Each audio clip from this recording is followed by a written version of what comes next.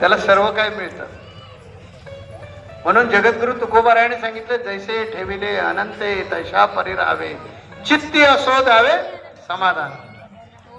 चित्तामध्ये समाधान ठेवा आणि शरणागताचा वारसा, गुरूंचा वारसा घेऊन पुढे चला.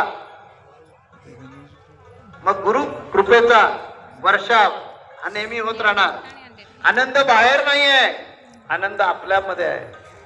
बघा, मला कशाची तद्मग नसतं, टेन्शन नसतं. येतात, माझा अभंग आहे ना, येता तरी सुखे या, जाता तरी सुखे जा, कोणावरी ना बोधा या जीवनाचा माझ्या, सुख दुःखाचा सुकाळ या जीवनात माझ्या. कारण मी आनंद बाहेर कधी शोधत नाही, आनंद आतमध्ये आहे माझ्या. आणि म्हणून मी कधी टेन्शन मध्ये तुम्हाला दिसत नाही, म्हणून मी कधी तुम्हाला दुःखी दिसत नाही. येता तरी सुखे या, सुख आलं ठीक आहे, जाता तरी सुखे जा, कोणावरी ना बोजा या जीवनाचा माझ्या. फक्त तो बोजा कुणावर आहे? गुरूंच्या चरणावर. फक्त गुरुचरण. याच्या पलीकडे मला आता जरी समजा भगवान विष्णू प्रसन्न होऊन आले भेटायला, तरी मी काही नाही मागणार ते फक्त माझ्या गुरूंकडे मागणार. कारण माझ्या गुरूंपेक्षा या जगामध्ये कोणीही सक्षम नाही. जगद्गुरु तुकोबारांच्याच अभंगामध्ये सांगितलं, गुरु विना दैवत नाही.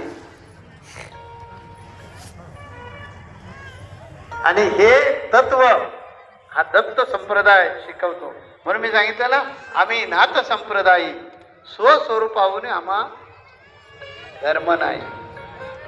सकळ सिद्धांचे आदिनाथ आई, तयाचा रेवण सिद्ध होई, तयाचा रेवण सिद्ध चरण रज होई, रेवण सिद्धापासून ही वृक्ष वाढ होई, नरेंद्र म्हणे आम्ही नाथ संप्रदाय. अशा प्रकारे ही मला दिव्य परंपरा प्राप्त झालेली आहे. त्या दिव्य परंपरेला मी वंदन करतो आणि माझ्या आद्य गुरूंच्या मार्गशीर्ष पौर्णिमेच्या निमित्तानं पुन्हा मी त्यांना स्मरणाद्वारे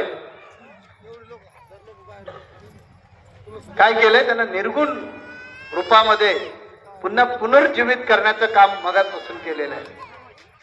मी माझ्या गुरुदेवांना अशा प्रकारची शब्दांची पुष्पांजली वाहिली की तुम्ही जसं मगाची पाळणा म्हणून वाहिली, मी वेगळ्या पद्धतीने माझ्या गुरुदेवांना, भगवान दत्तात्रयांना मगापासूनच्या प्रवासामध्ये पुन्हा जागरूक केलेलं आहे.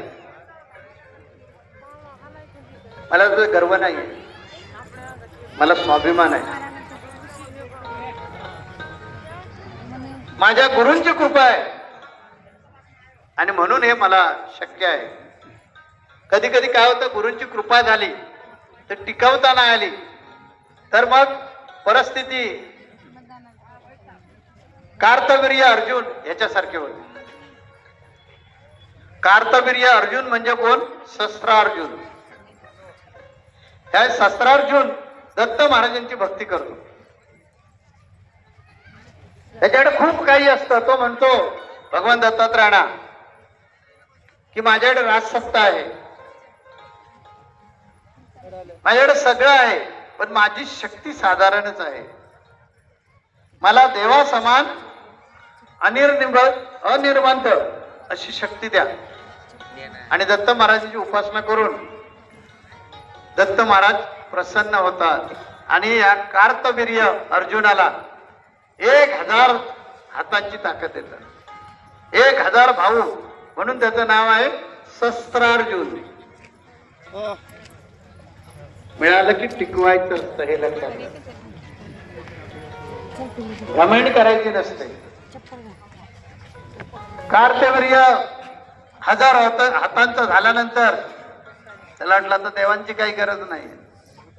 गुरु देतात पण आणि गुरु नेतात पण, हे लक्षात ठेवलं पाहिजे.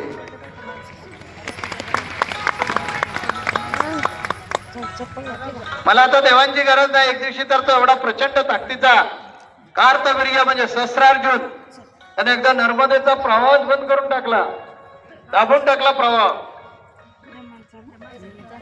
त्यामध्ये रावण पोहत होता. रावणाबरोबर युद्ध केलं आणि रावणालाही हरवून टाकला. मग आणखीन गर्व वाढायला लागला, अरे मी नर्मदेचा प्रवाह कोंडू शकलो, रावणाला हरवू शकलो, मी केवढा प्रचंड आहे. आणि मग अवदसा येते. एकदा का डोक्यामध्ये हवा गेली की घमंड येते. आणि मग सहस्रार्जुनानं काय केलं ते मी श्रीलीलामृत ग्रंथामध्ये लिहिलेलं आहे. एक दिवशी जमदग्नी ऋषींच्या आश्रमामध्ये शिकार झाल्यानंतर जात असताना जमदग्नी ऋषींचा आश्रम असतो आणि तिथे तो येतो.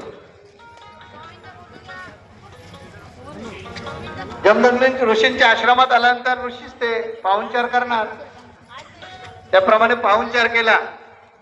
त्याच्या डोक्यात आलं की हा एक ऋषी आहे साधा,